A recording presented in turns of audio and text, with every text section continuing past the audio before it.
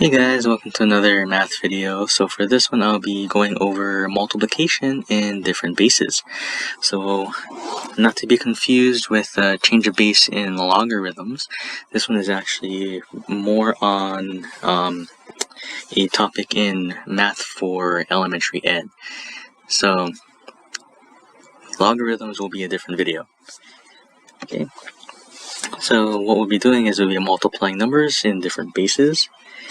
So in base 10, we would normally multiply and add as needed.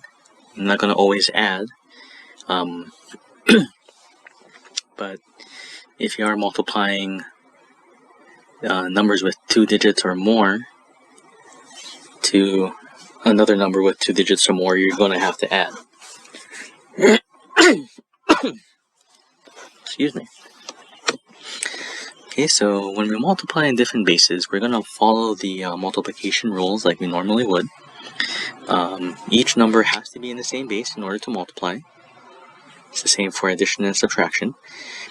So if the product reaches or exceeds the value of the base, then you have to convert the number into a number in that base. And we're going to use the lattice method to help us multiply, and that's going to make this a lot easier to do. Okay, and you'll see. So in the lattice method, once we do the multiplication, we're going to add diagonally. And same thing with the addition. If the sum reaches or exceeds the base, we have to convert that sum also. Okay, so let's take a look at an example. Or actually, let's take a look at the lattice first. If you're not familiar with the lattice, this is the lattice here. So what we'll do is we'll put the numbers on the top and on the right side. And in each of these boxes, what we'll also do is we'll split them in half.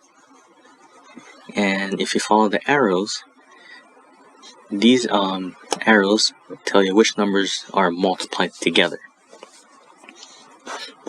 So you got a split here, so you got the tens place here, the ones place here. And then you also got these gray diagonal arrows telling you which direction you're going to be adding in. Okay? So let's take a look at an example of how to use this. Okay, so we're going to multiply 3 to base 8 to 6 to 5 base 8. So this is how I set it up.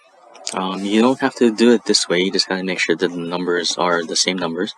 You could put the 6 and the 5 here, and the 3 and the 2 here, it doesn't matter. Okay, so now we'll just start multiplying out. So I chose to do 2 times 6 first. So 2 times 6 is 12, so that's bigger than 8, so we need to convert 12 into a base 8 number. So if you don't remember how to do that, you can check out my basics video on the change of base here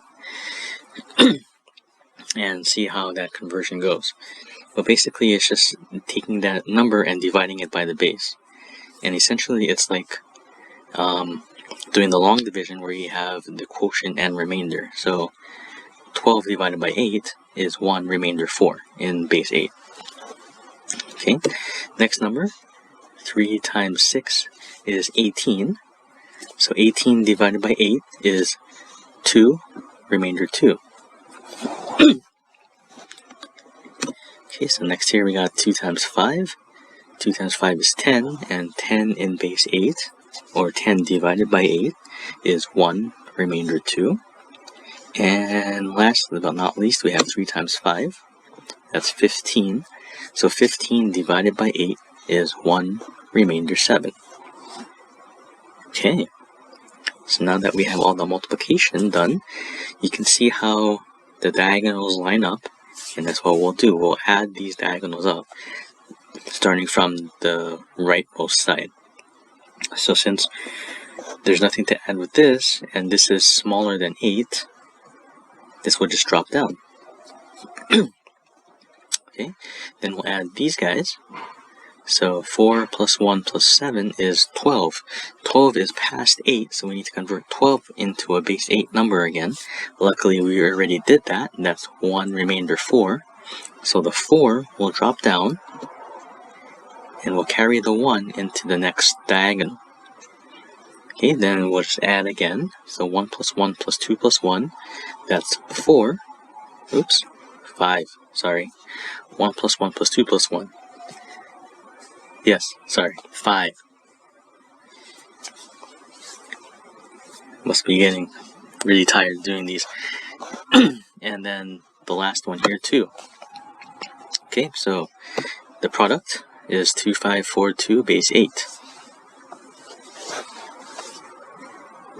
Alright, so that's multiplication. So if you have more digits, so like a 3-digit number, 4-digit number, you just increase the number of boxes as you need. Alright, so to sum it all up, you would multiply as normal.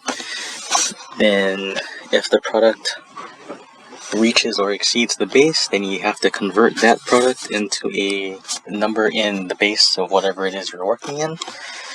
Then you add diagonally, and again convert if you have to.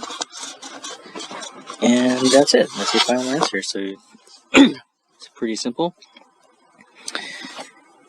And that's it for this video. So stay tuned for my next one. It should be on division and change of base. Thanks for tuning in.